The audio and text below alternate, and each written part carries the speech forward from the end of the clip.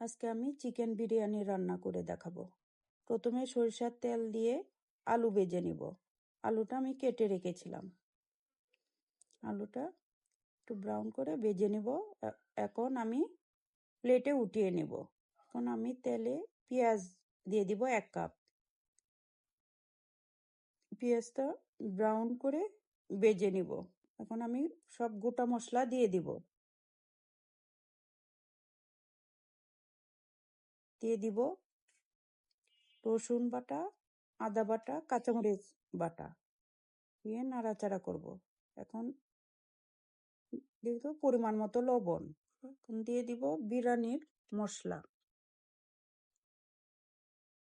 মশলাটা পেঁয়াজের সাথে ভালো করে মিশিয়ে নিব।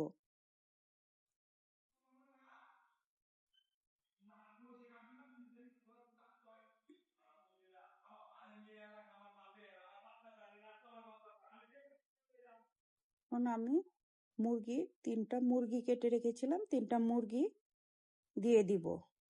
দিয়ে ভালোভাবে মশলার সাথে মিশিয়ে নিব। ভালোভাবে মিশিয়ে নিব। এখন আমি ডেকে দিব 5 মিনিটের জন্য। তারপর ঢাকনা উঠিয়ে এখন আমি টক দই দিয়ে দিব 250 গ্রামের মতো। টক দই দিয়ে নাড়াচাড়া করে মুরগিটার সাথে মিলিয়ে নিব। আবার ডেকে দিব।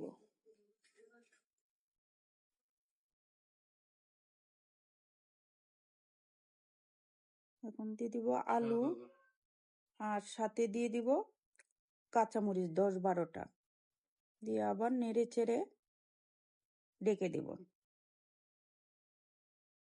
5 মিনিটের জন্য।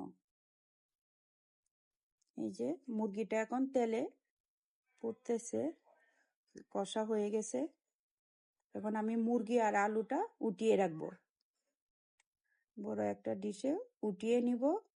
উঠানোর পরে যে তেলটা থাকবে ওই তেলেই আমি চালটা ভেজে নিব।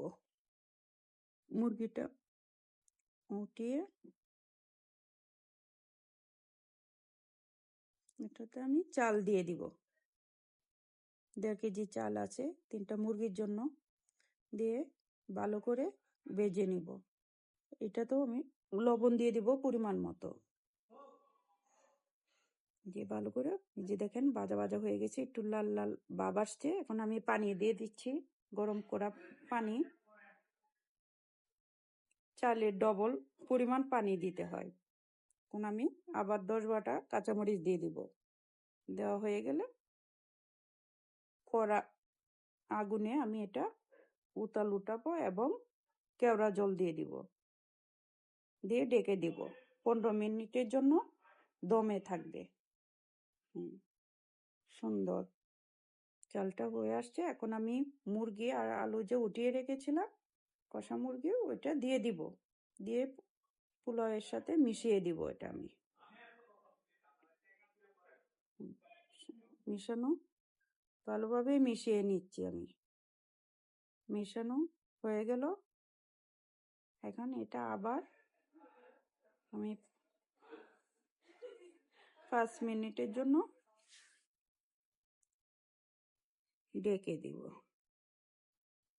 দেখেন মিশানো হয়ে গেছে। এখন আমি 5 মিনিটের জন্য এটা ডেকে দিব। হয়ে গেছে। এখন আমি এটা একটা প্লেটে বেড়ে নিব। দেখেন কি সুন্দর চিকেন বিরিয়ানি। আপনারাও ট্রাই করে দেখেন। আমি গরম গরম প্লেটে উঠিয়ে গরম গরম পরিবেশন করলাম।